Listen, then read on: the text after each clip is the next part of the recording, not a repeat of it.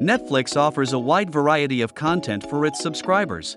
As the streaming service has movies and shows spanning numerous genres including action, comedy, and documentary. Instead of just scrolling through, we've put up a list of the top Netflix films available right now to make your decision a bit simpler. All the movies are personal favorites and highly entertaining. With all that out of the way, let's get straight into it. I don't give a. At number 10 is The Killer. David Fincher's The Killer is a smart, tense, gripping, and slick thriller that once again shows the masterclass filmmaking style of Fincher and why he is one of the greatest auteurs working today. The story revolves around an assassin who finds himself entangled in a web of danger, battling not only his employers but also his inner demons after a job goes awry. With a runtime of 1 hour and 58 minutes, the film wastes no time in immersing you in its dark and suspenseful world. The film also moved at a very deliberate pace, almost like a 70s thriller while still being set in the modern day.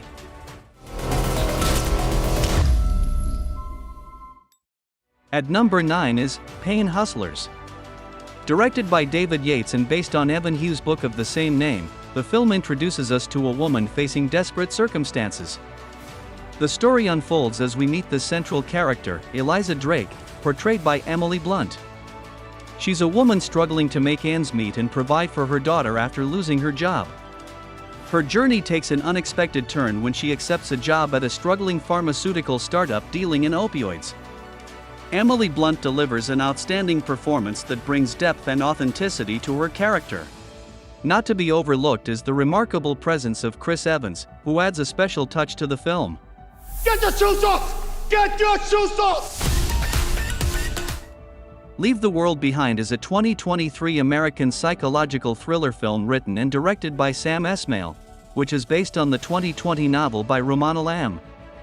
The movie follows Amanda and Clay Sanford, played by Julia Roberts and Ethan Hawke, who bring their children Rose and Archie on a beach getaway. The family's getaway vacation takes a dramatic turn when two strangers turn up as things go awry. This film is incredibly ambitious and attempts to tackle many different topics that are all relevant and important for our world today. The movie is divided into 5 sections, each of which is denoted with a title screen. I just want to know, what is the truth? Moving on, at number 7 is 60 Minutes. It is a German film from director and co-screenwriter Oliver Kienel, in which Emilio Sacraia shows his passion for martial arts and breathtaking action scenes. Starring alongside him is actress and internationally renowned stuntwoman Marie Morum. Mixed martial arts fighter Octavio has just 60 minutes to make it to his daughter's birthday or he'll risk losing custody forever. When he skips an important fight to make this happen, a group of criminals set out to chase him down. Suddenly, it's a race against time, a chase through the city.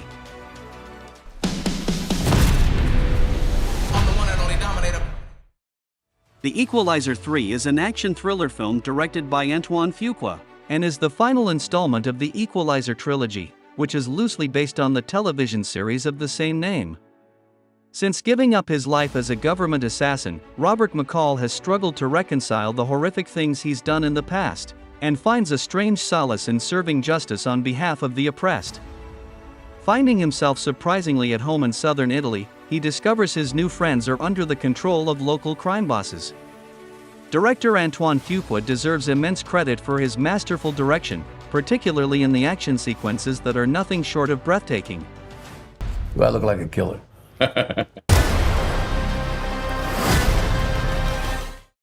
Number 5, They Cloned Tyrone.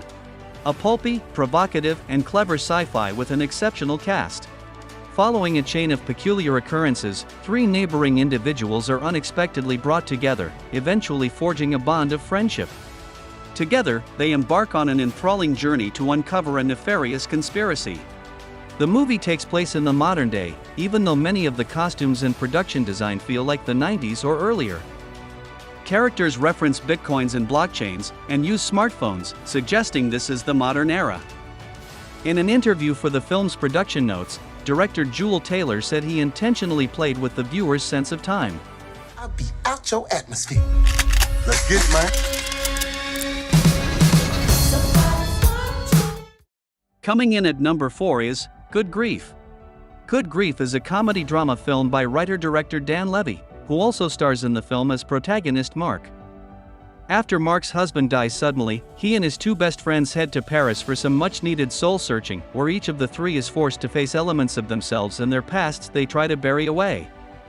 The trio have a sincere, natural rapport, their interactions move easily from banter to intervention, and they are easy to spend time with. The film's music by Rob Simonson and cinematography by Ol Bratt effectively captures the wintry Christmas ambience of London and Paris. Loving you.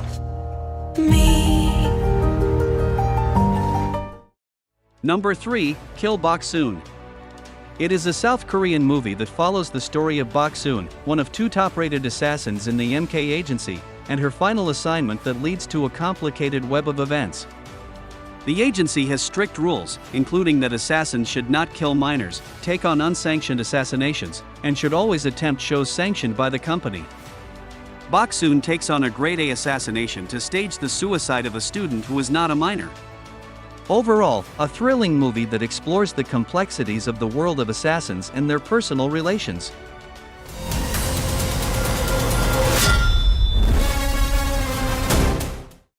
Number 2, Society of the Snow.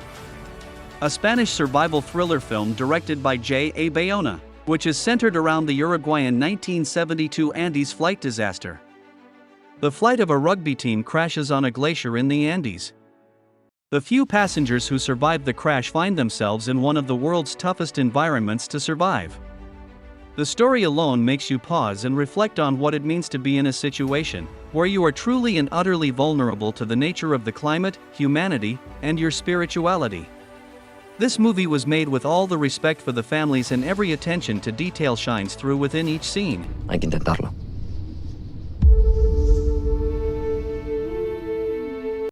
Number 1, All Quiet in the Western Front.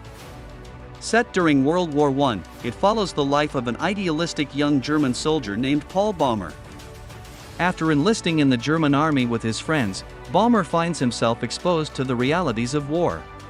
The movie did such a good job showing that some things may not be as good as they seem, and I adore how the Beetle represents that even when terrible things are happening around the world, the beauty of nature remains almost unbothered, or perhaps persistent.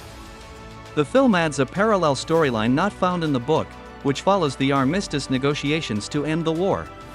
Für uns alle.